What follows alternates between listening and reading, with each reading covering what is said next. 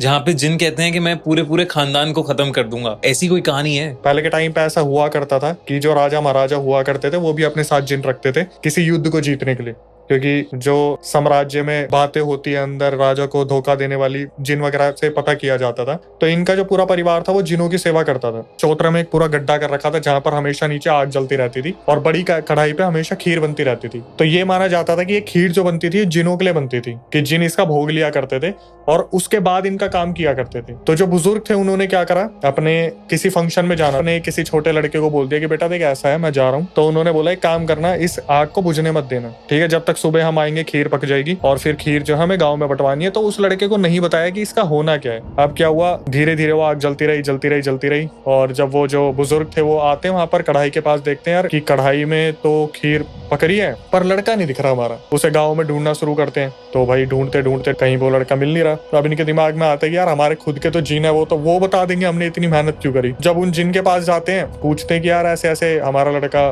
गायब हो गया, थोड़ा बताओ कहाँ पे।